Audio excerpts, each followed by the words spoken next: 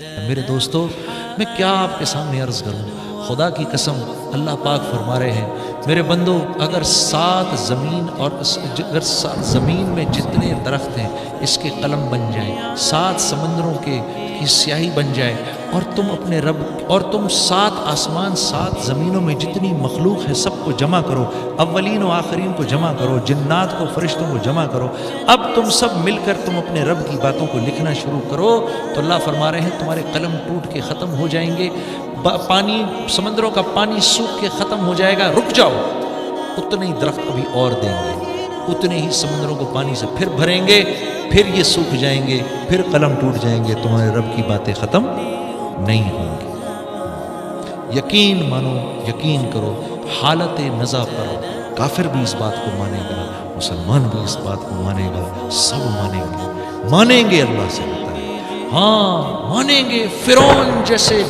انا ربکم الاعلی، جس نے اپنے آپ کو بولا انا ربکم الاعلی، میرے سے بڑا رب کوئی نہیں، شیطان اس کے پاس آیا اور کہنے لگا ابے بدبخت، رب ہونے کا دعویٰ تو میں نے نہیں کیا، تو کہاں سے کر بیٹھا؟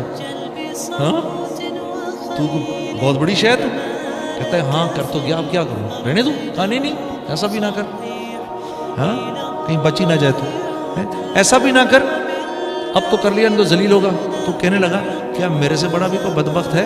کہا ہاں ایک آدمی ہے کہ جب اس کا بھائی اس سے معافی مانگنے آئے وہ اس کو معاف نہ کرے، یہ تجھ سے بھی بڑا بدبخت ہے۔ تو فرعون جیسے جابر نے بھی جب آسمان سے فرشتوں کو اترتے دیکھا اس کی جان لینے کے لیے، تو کیا بولا؟ آمنت برب موسیٰ و ہارون، میں موسیٰ ہارون کے رب پر ایمان لاتا ہوں۔ یہاں ایک عجیب بات ذہن میں آپ کے سامنے عرض کروں کہ ابو جہل جب مرنے لگا تو رسول اللہ صلی اللہ علیہ وسلم نے صحابہ سے پوچھا کون اس کی گردن لے کر آئے گا؟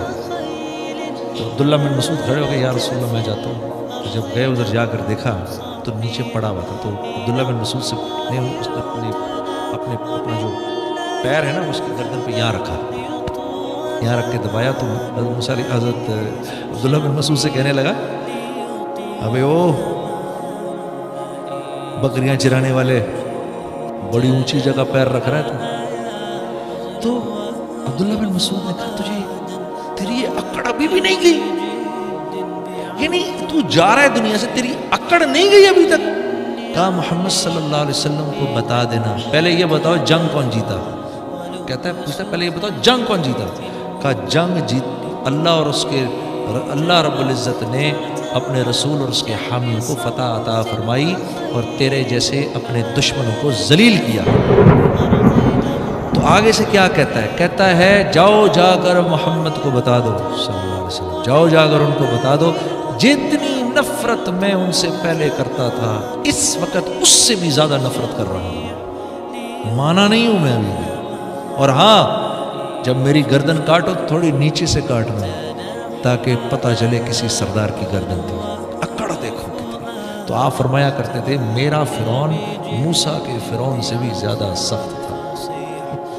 اللہ معاف کر، یہ تکبر اتنی خطرناک چیز ہے۔ میرا فرعون موسیٰ کے فرعون سے، موسیٰ کے فرعون نے تو جب فرشتوں کو اترتے دیکھا تو فوراً کہہ دیا آمنت برب موسیٰ و ہارون، اور یہ میرا فرعون دیکھو آخر وقت میں بھی یہ کہہ رہا ہے۔ تو میرے دوستو حالت نزا پر تو سب مانیں گے اللہ کو، حالت نزا پر سب مان جائیں گے، ہاں قیامت کے دن کھڑے ہوں گے اللہ کے سامنے، ربنا ابصرنا وسمعنا فرجعنا نعمل صالحا انا موقنون، یا اللہ دیکھ لیا، سن لیا، سمجھ لیا، ایک چانس اور دے واپسی کا، اور کوئی چانس نہیں۔ تو یہ اللہ والے آج ہمیں کہتے ہیں اس بات کو پہلے مان لو،